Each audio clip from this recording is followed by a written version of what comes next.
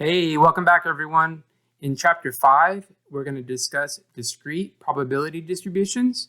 But first, let's review the learning outcomes for the chapter. So in this video, we're going to cover the first learning outcome of the chapter and discuss random variables.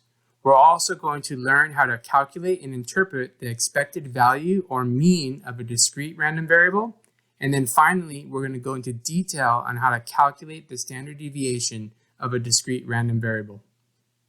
Then, in the next two videos, we will learn about the binomial and the Poisson distributions and how to apply it to decision-making situations. So let's get started. Let's dive into our first topic and discuss what exactly is a random variable. A random variable takes on different numerical values based on chance. So recall we learned in chapter 4 where we run an experiment, some random variable may occur. So a discrete random variable is something that is countable. It can be a finite or an infinite sequence of values, and that I can count from 0 to 4 or from 0 to infinity. So in chapter 6, we'll be learning about continuous random variables, which are uncountable, infinite number of values, and are also measurable.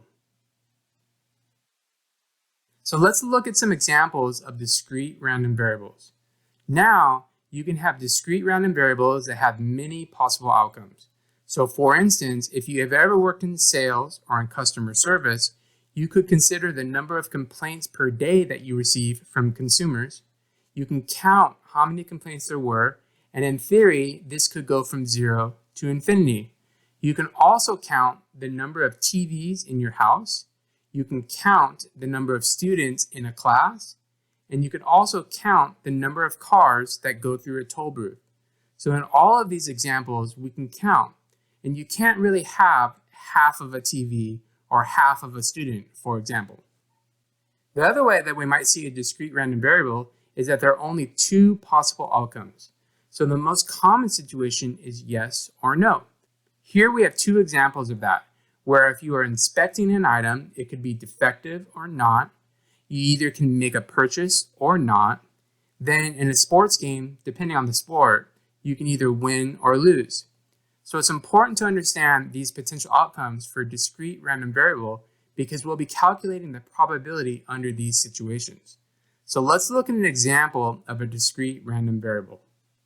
Here we have real estate listings in Oceanside, California, that show homes with the various number of bedrooms.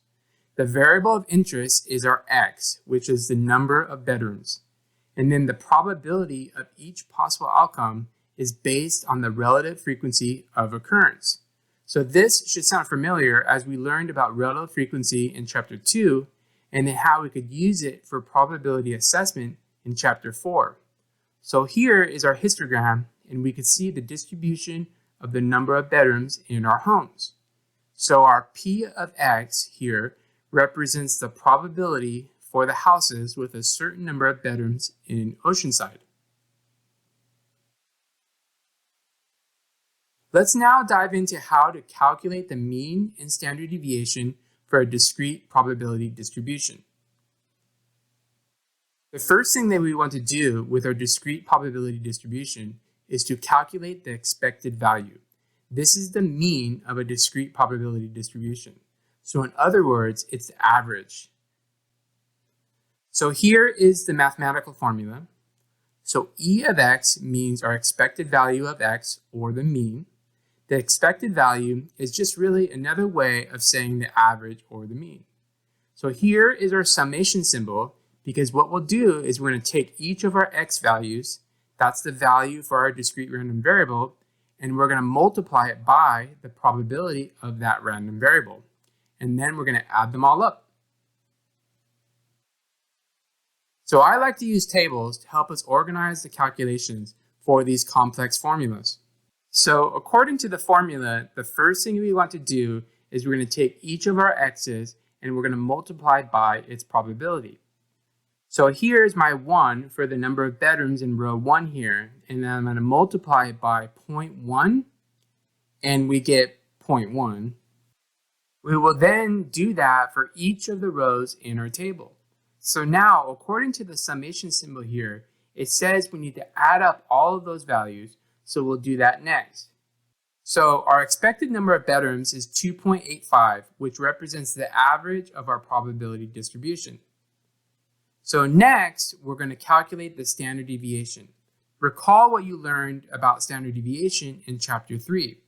It measures the spread, or how much variation there is in the data. So here is a formula for the standard deviation of a discrete random variable.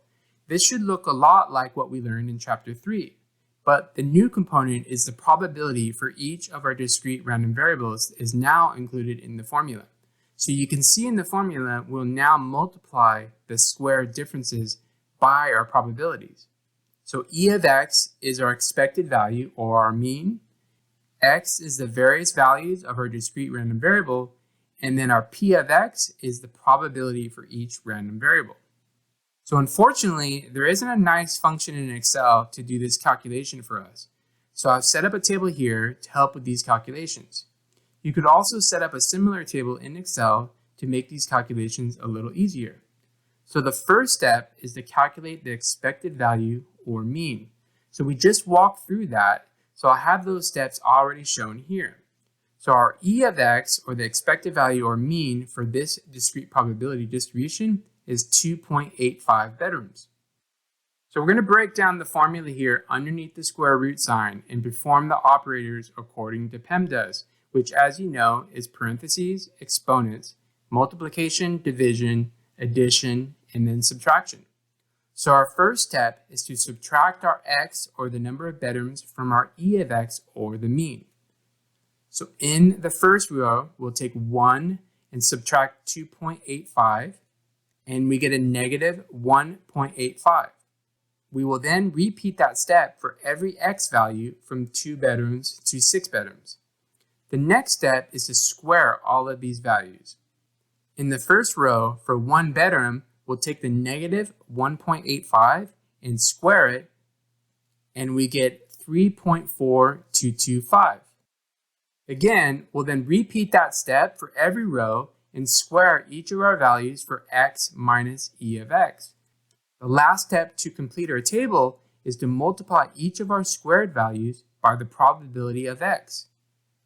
So in the first row again, for 1 bedroom, we will take the 3.4225 value, and we're going to multiply by our probability of 1 bedroom of 0.10, and we get 0.3423. We will then repeat that step for every x value. The next step is to sum up all of these values, which, as we learned in a prior video, is our variance. So we get 1.4275 for our variance. Now we know that the variance is not in the original units of measure. So if you go back to the expected value of 2.85, that is the number of bedrooms. But when we were working with the variance, we squared it. So we took it out of the units of measure, or the number of bedrooms.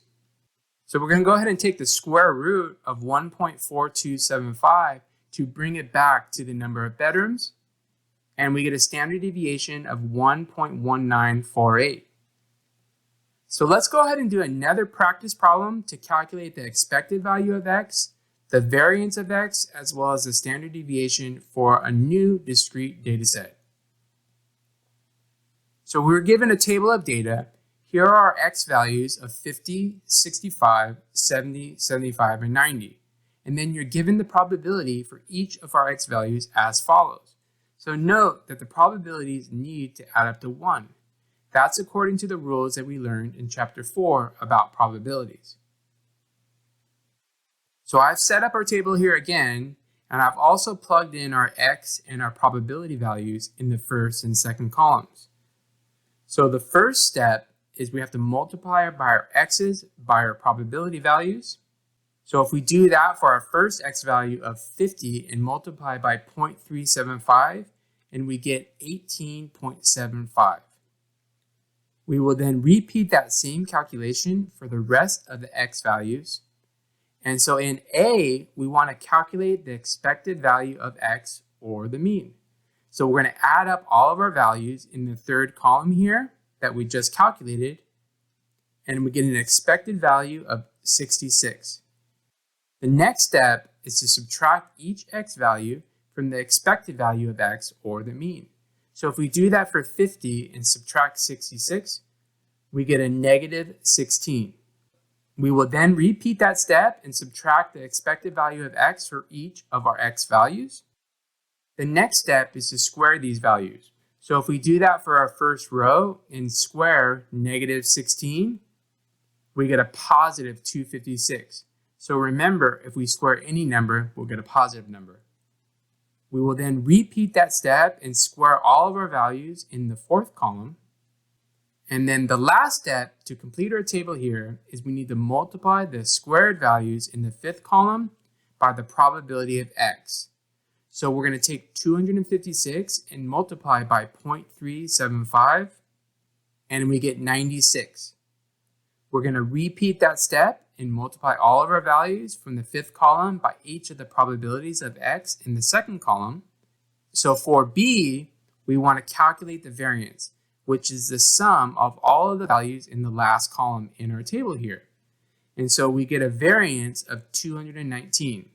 So now, as we just discussed in our prior example, this is not in the same unit of measure as our original x values.